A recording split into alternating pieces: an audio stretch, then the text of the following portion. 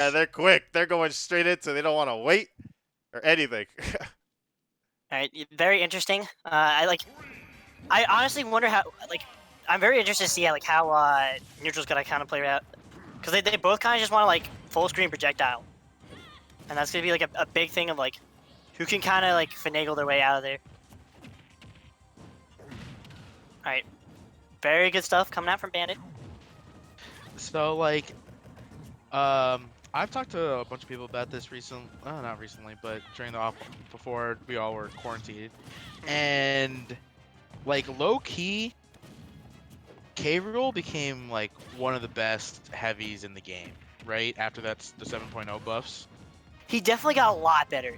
He was bottom 3 before the buffs, and I feel like there's still a fair bit better heavyweights than him, but he actually has good neutral tools that aren't crown. Because as you see right there, you can throw it fair and then just shield, and it's such a good way to kind of trap people, and it sets a perfect angle for up angle blunderbuss shot. He definitely has way more tools than neutral nowadays.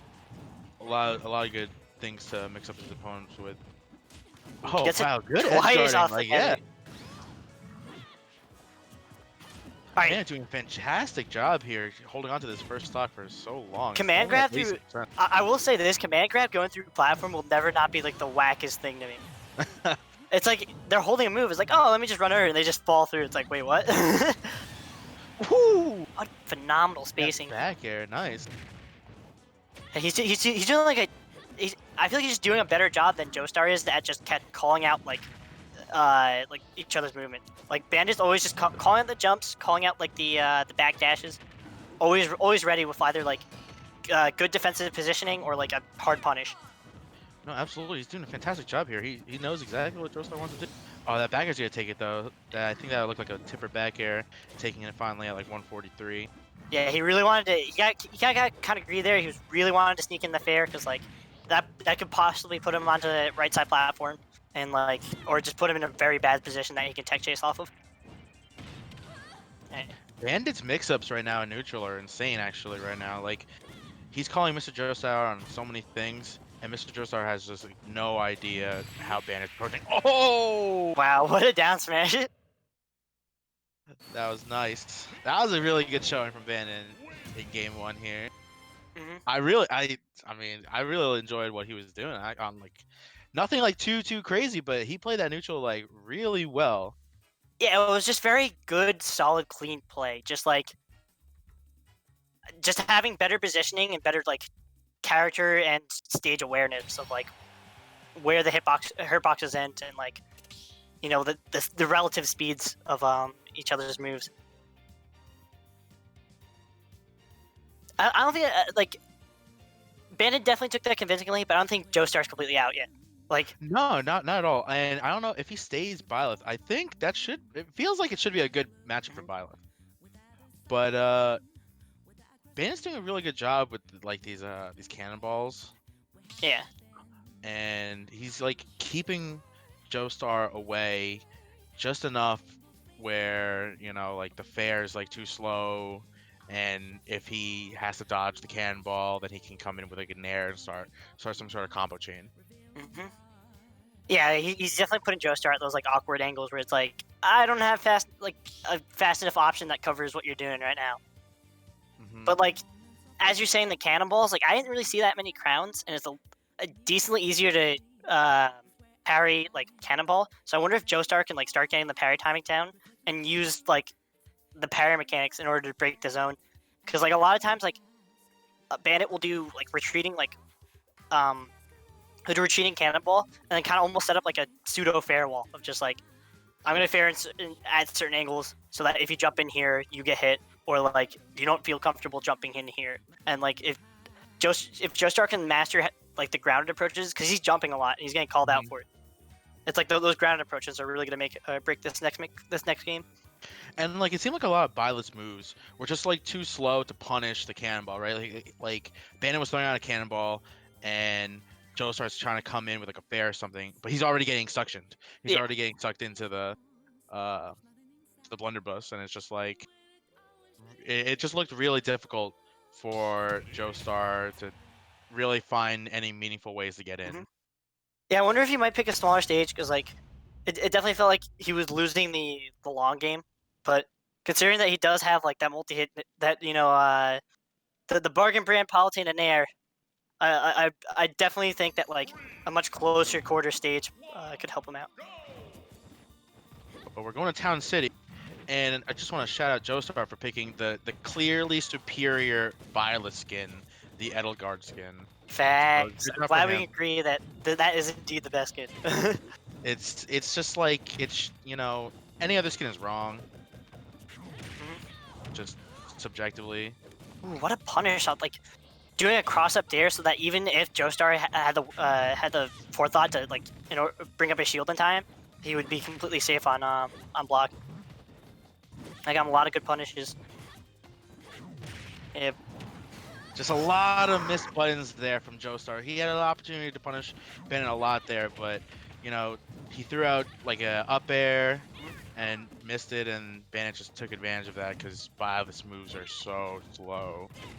Yeah, like Byleth like only has like a couple quick moves, like Nair, up air, and like L smash. That's it. Everything else has a fair amount of like startup to it, and even end lag.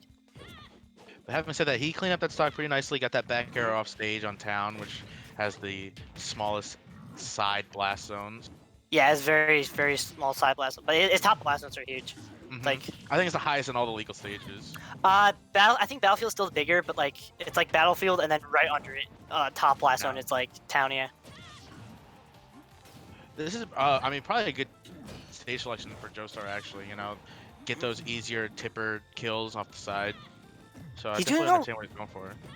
I like how he's using a lot more bear than fair, because that bear is slightly slower. He's almost like kind of floating with it and just kind of leaving that hitbox out there. So like Bandit just keeps getting hit by the lingering hitbox, and then it's just resetting ledge scenario, and it's been really detrimental towards him. Oh, not getting the punish there. He tried to hit a back air, but just like did not space that properly. Yeah, he wanted the cross up, but the little vacuum mechanic kind of slowed, like mess around his air drift. Well, he's trying to go for a deep air dodge here, but edge guard there, but just doesn't get it. Down air barely not killing. Ooh, back air there, one really up air. Down throw. Oh, smart stuff, knowing that he didn't have anything true yet. Oh, that's surprising. How did that not kill? The second hit doesn't kill. Like, if you read their mash, the L smash I'm pretty sure is frame 6. So like, it will catch them as they're jumping out of the mash, and you get like the sweet spot of the L smash, and they just explode. Gotcha. But you get grabbed and down throw at 158, you're dead. Yeah. That's the thing about like these berry down throws is like, nice. The more you get grabbed by them, the harder the punishes you get from them. Joestar finding another bear at 130 to kill Bandit, which we really need to do there. But Bandit already racked up so much damage, 50% on Joestar. Okay, Nair, what can we do off that? Ooh, he really wanted that Nair grab, and that could have been huge because like you get Nair grab into fair because like there's no airspeed on that crocodile, and then you get ledge position. Oh, nice Z drop, but doesn't really get too much off it. But he still keeps the crown. Back air. All right, smart stuff. Utilizing this crown, making it very awkward for kind of Bandit to fight his way back. Oh, it doesn't go for the falling. Oh, there you go. Gets on that one. That's another thing I've seen. Bandit is like it's like more mid-level K rules. You'll start picking up that like, oh, they're gonna do it on the Battlefield platforms, but like Bandit straight up just goes for it even on the Town City platforms, despite them like being a kind of commitment to get all the way up there. Ooh, good air dodge. He needed that one. That back air into up air. All right, this is a crucial stock for Joestar. He really needs to figure out a way. He keeps like landing into those into those blunderbusses. That's it, yeah. Nice nair on that up B ledge hang. Yeah, because like Joestar didn't really have that many options. Had he done early, he could have gotten like either tech chased or even just like double jump down aired. And just by waiting there, it's one of the best options is if your opponent's running low on their recovery options, just like kind of floating there off the ledge further limits the angles of attacks that they can do to get back to stage. Yeah, absolutely.